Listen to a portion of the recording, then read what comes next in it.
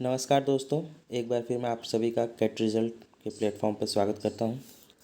आज हम लोग समावेशी शिक्षा के बारे में चर्चा करेंगे और उसके बारे में विस्तार से जानने का प्रयास करेंगे। तो सबसे पहला प्रश्न यह है कि समावेशी शिक्षा से आप क्या समझते हैं, यानी समावेशी शिक्षा का अर्थ क्या है। तो ये एक ऐसी शिक्षा प्रणाली है जिसमें सभी तरह के यानी विभिन्न प्रकार के बच्चों को एक निश्चित नियमित स्कूल में शिक्षा प्रदान की जाती है। और जैसे कि इस स्कूल के अंदर आप ये समझिए कि जैसे विशिष्ट बालक हो और सामान्य बालक हो, दोनों को एक ही समय पर एक ही नियमित रूप से शिक्षा प्रदान की जाती है। इसी को समावेशी शिक्षा कहा जाता है। जैसे आप यहाँ पर एक ड्राइंग में देख सकते हैं, यहाँ पर विभिन्न प्रकार के बच्चे, एक विकलांग बालक, एक थोड़ा अनहेल्दी बालक, मतलब विभिन्न प्रकार के, मतलब यहाँ पर आपको जेंडर वाला भी दिख रहा है। तो ये जो बच्चे आपको दिख रहे हैं वो अलग अलग कैटेगरी के हैं, अलग अलग, तो वो एक ही जगह बैठकर सामूहिक रूप से शिक्षा ग्रहण कर रहे हैं।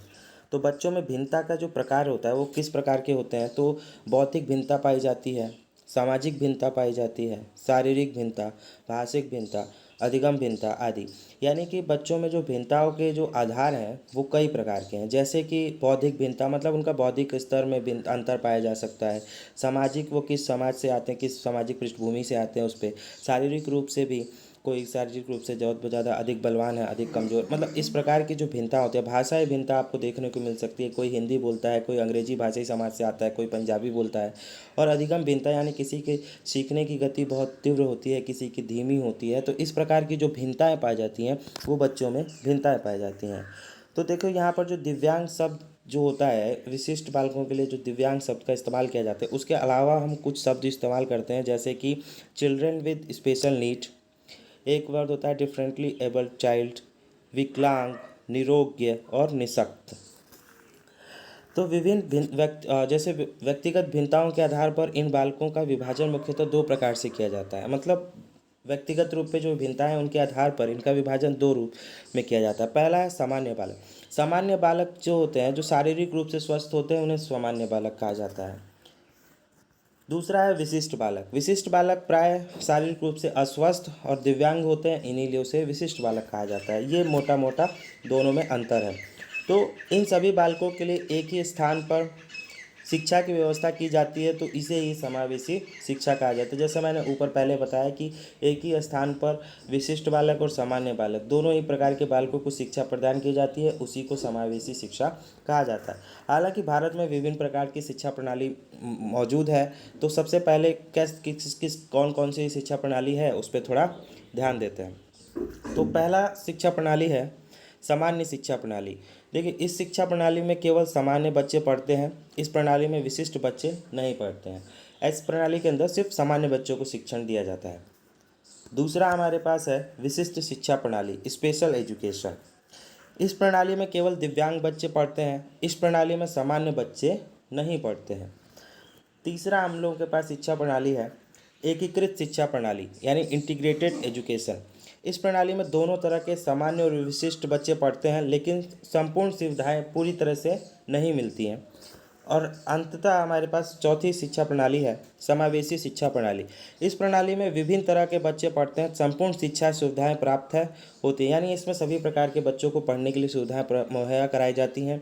चाहे वो सामान्य बालक हो, चाहे वो विशिष्ट बालक हो, उनको खास तौर पर उन पर ध्यान दिया जाता है। दोनों को ही समान रूप से शिक्षा की व्यवस्था दी जाती है। अधिगम अक्षमता। अब जो अधिगम की जो अक्षमताएं हैं वो किस प्रकार की होती हैं, बहुत प्रकार के उनमें रोग होते हैं जो होते हैं, जिनके आधार पर उनको विकलांग या दिव्यांग कहा जाता है। तो अधिगम की जो अक्षमताएं होती है, लर्निंग डिसेबिलिटीज़ होती हैं, उस पर कुछ लर्निंग डिसेबिलिटीज़ पर ध्यान देते हैं।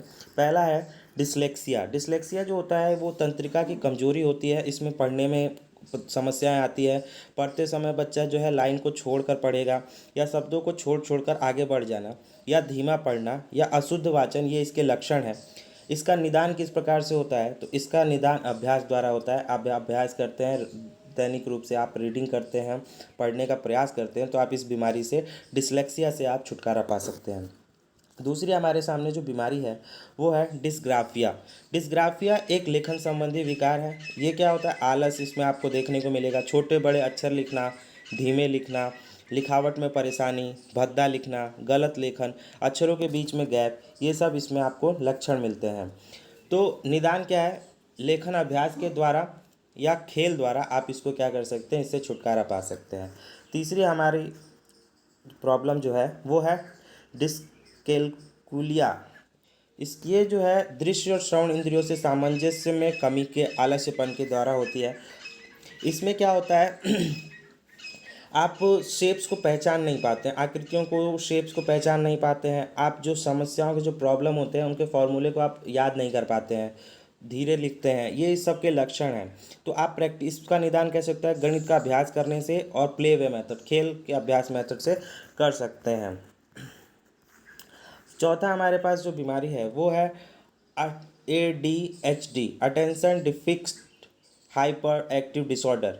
ये एक न्यूरोलॉजिकल प्रॉब्लम है जो पारिवारिक वातावरण के कारण होती है। इसके लक्षण जो होते हैं, आप अपनी बारी का इंतजार ना करना, दो लोगों के बीच में टोकना, आवेगों पर कोई नियंत्रण की कमी होती है, प्रश्न पूरा होने से पहले ही उत्तर दे देता है बच्चा, बेचैन रहता है, ये इसके लक्षण है। निदान क्या है? बच्चों से सरल प्रश्न पूछना, सकारात्मक व्यवहार के लिए प्रोत्साहित करना और उनको इस बात के लिए प्रोत्साहित करना कि पहले रुको, सोचो, फिर उस पर आप कोई एक्शन दो, इस प्रकार का अभ्यास कराना। और प्रश्न का उत्तर लिखते समय पहले समय को घटाना, फिर समय बढ़ाना। इस प्रकार के अभ्यास से हम इस प्रकार की बीमारी से निदान पा सकते हैं। तो आज की क्लास में इतना ही, मिलते हैं नेक्स्ट क्लास में। धन्यवाद।